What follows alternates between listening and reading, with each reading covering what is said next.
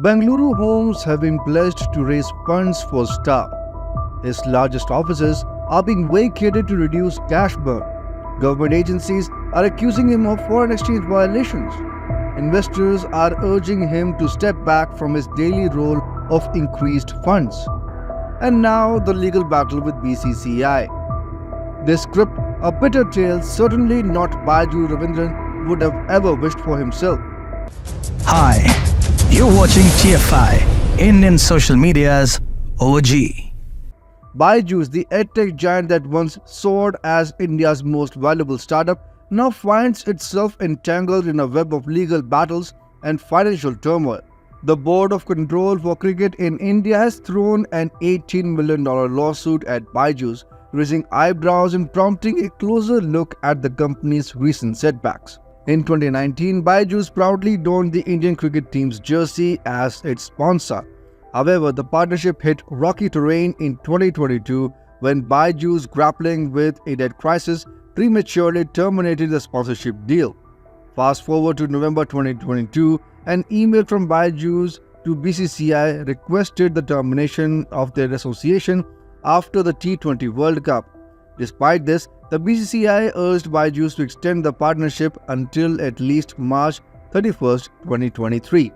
The legal saga unfolds at the Bengaluru bench of the National Company Law Tribunal, where the BCCI's complaint, represented by Argus Partners, has been registered. Justices K. Biswal and Manoj Dubey have slated the next hearing for December 2022. This marks the latest setback for Byju as the edtech startup grapples with a series of challenges. Amid the legal tussle, Byju's founder, Byju Ravindran, is resorting to drastic measures to navigate the financial storm.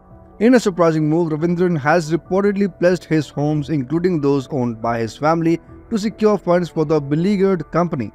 2 family homes in Bengaluru and an under-construction villa in the plush Epsilon-gated community has become collateral for a $12 million loan. The financial strife is a stark departure from Byju's glory days when it was valued at nearly $5 billion. Ravindran, once a billionaire, now faces debts of about $400 million on a personal level, having pledged all of his shares in the parent company.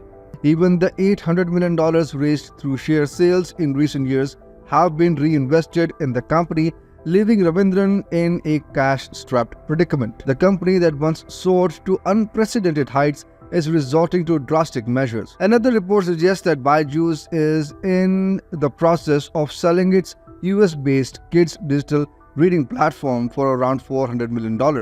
Additionally, a legal battle with creditors looms large over a missed interest payment of a $1.2 billion term loan. Once upon a time, Byju ruled the edtech realm with an iron fist. Anyone daring to raise concerns was promptly hounded and dismissed.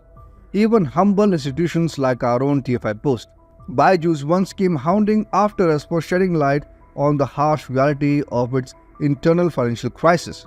The co-founder Divya Gokulnath then took to LinkedIn, delivering a lengthy sermon defending the company. But the tables have turned. Today, Byju is in the hot seat, facing scrutiny from all quarters and strangely silent in its defense. In a nation where homes symbolize more than mere bricks and mortar, the act of pledging these properties exposes the urgency to salvage the company. Byju, once synonymous with success, is now battling to stay afloat. The very houses that embodied the emotional core of Indian families are now collateral for a faltering edtech giant, emphasizing the gravity of the financial crisis. Adding fuel to the fire, Enforcement Directorate recently issued show-cause notices to Byju's parent, Think and Learn, and its CEO, Byju Ravindran. The notices allege violations of the Foreign Exchange Management Act involving a staggering amount of 9,362.35 crores. As Byju navigates these troubled waters, the narrative that unfolds is one of a startup that once soared to unprecedented heights, now grappling with financial woes, legal battles, and a tarnished reputation. The $18 million lawsuit from BCCI is just one piece of the complex puzzle that is Byju's current predicament.